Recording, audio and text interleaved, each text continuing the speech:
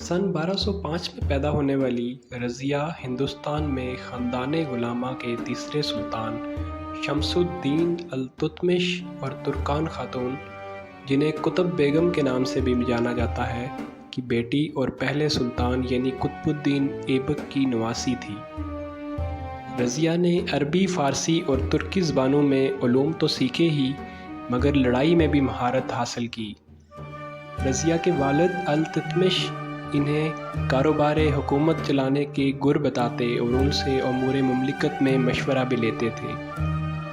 अल-तुतमिश ने अपने बड़े बेटे और बंगाल में अपने नुमाइंदे नासिरुद्दीन महमूद को जानशीनी के लिए तैयार किया था, मगर 1229 में उनका इंतकाल हो गया। अल-तुतमिश को अंदाज़ा था कि उनके ज़िंदा बच जाने वाले बेटे ऐशो इशरत में मशगूल हैं और उनके बाद रियासती अमूर नहीं संभाल पाएंगे। वो अपनी बेटी की इंतज़ामी सलाहियत आजमा चुके थे, चनाचा उन्होंने अमूर मुमलिकत की ज़िम्मेदारी रज़िया के हवाले करने का सन 1231 में ग्वालियर की मुहिम पर रवाना होते हुए अल-तुतमिश ने अपनी बेटी रज़िया को दिल्ली का इंतज़ाम सौंपा था। मुअर्रिख़ के निज़ामी लिखते हैं कि रज़िया ने यह ज़िम्मेदारी इतनी अच्छी तरह से निभाई कि दिल्ली से वापस आने पर अल-तुतमिश ने इन्हें अपना जानशीन नामज़द करने का फ़ैसला किया। जब अमरा ने इस फ़ैसले पर सवाल उठाया तो अल-तुतमिश के वारिस उनके बेटे हैं, तो अल-तुतमिश ने इन्हें जवाब दिया कि रज़िया उनके बेटों से ज़्यादा काबिल हैं।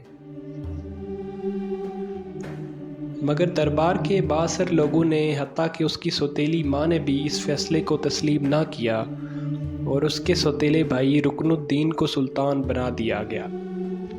लेकिन निज़ाम हुकूमत चला पाना रुकनुद्दीन के बस की बात नहीं थी। इस दौरान रज़िया को कत्ल करने की कोशिश भी की गई, मगर जुमा के इज्तिमा में मज़लूमियत की अलामत यानी सुर्ख लिबास में रज़िया की तकरीर के बाद एक हुजूम ने शाही महल पर हमला कर दिया और तरकान शाह को हिरासत में ले लिया। तरकान और 7 माह से कम अरसे तक हुक्मरान रहने वाले उनके बेटे रुकनुद्दीन को एक ही रोज़ फांसी दे दी गई।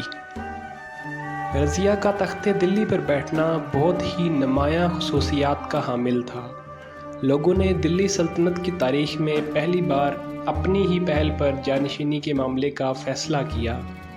दिल्ली की आबादी की हिमायत रज़िया की ताकत का बुनियादी ज़रिया थी। इसामी के मुताबिक रज़िया ने लोगों से कहा कि अगर वो उनकी तवक्कात पर पूरा न उतरी तो उन्हें माज़ूल कर दें। कई उमरा और फ़ौज ने रज़िया की अताअत कबूल की और इन्हें तख्त पर बैठाया और यूँ वो जनूबी एशिया की पहली मुसलमान खातून हुक्मरान बनी और सुल्तान कहलाना पसंद किया। वो कहती थी कि सुल्ताना का मतलब है सुल्तान की बीवी, यानी वही दूसरा दर्जा, जबकि मैं तो खुद सुल्तान हूँ। रज़िया ने अपने दौर में अवाम के लिए फलाही काम किए और अमन आमा कायम रखा। वो किसी भी मसले में जल्द फैसला लेती और मुजरिमों को सख्त सज़ाएं दिया करती थी। रज़िया को मोहब्बत की कहानियों से नफ़रत थी और उन्होंने हुक्म दे रखा था कि उनके सामने कभी मोहब्बत की कहानी ना सुनाई जाए। उनका कहना था कि वो बुज़दिल और निकम्मा नहीं बनना चाहती।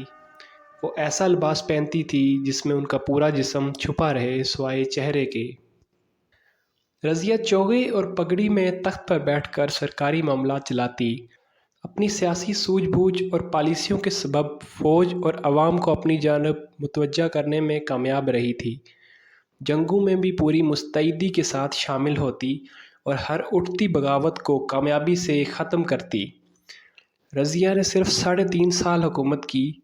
मुहक्किक एलिसा गाबे का लिखना है कि रज़िया एक ऐसी औरत की शानदार मिसाल है जो जदीद इस्लामी माशरे से पहले के दौर में इक़्तिदार में आई। रज़िया के वालिद के उनकी दानिशमंदी और हुक्मरानी की सलाहियतों को पहचानने और उनकी आबियारी करने और जानशीन बनाने और उनके तख्त पर फायज होने की राह हमवार की। रज़िया ने ऐसे माहौल में हुकूमत कर दिखाई जिसमें बेटियों की पैदाइश आमतौर पर मायूसी को जन्म देती थी और ख़वातीन के पास इख्तियारात हासिल करने की बहुत कम राहें थीं।